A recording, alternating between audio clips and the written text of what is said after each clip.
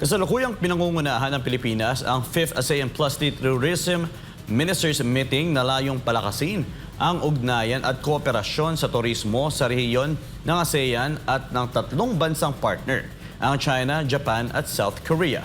Si Paul Montibon magbabalita.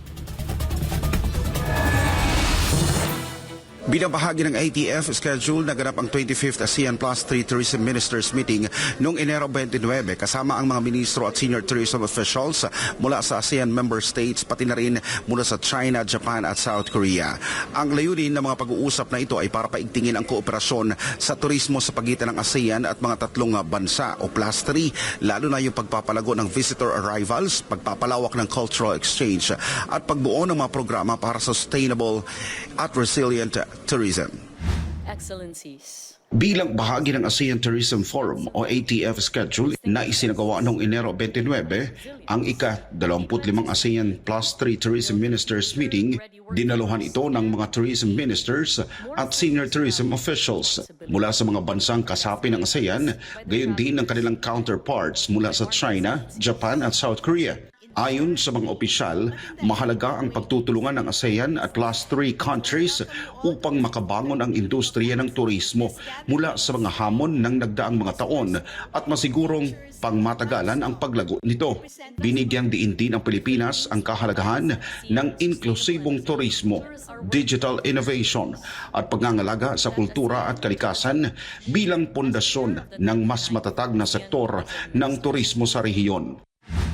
Samantala, nanguna rin si Tourism Secretary Cristina Garcia Frasco sa meeting ng ASEAN-India Tourism Ministers 2026 kung saan kinatawan niya ang Pilipinas bilang host country at pinamunuan ang mga talakayan.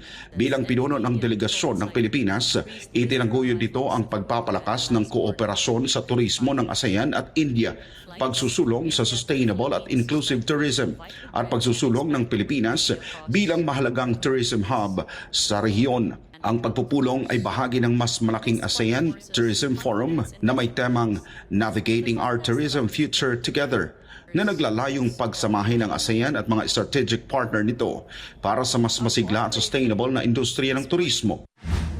Sa kabilang banda, naging makabuluhan rin ang ASEAN-Russia Tourism Ministers Meeting upang talakayin ang mga isyu at oportunidad kaugnay sa sektor ng turismo.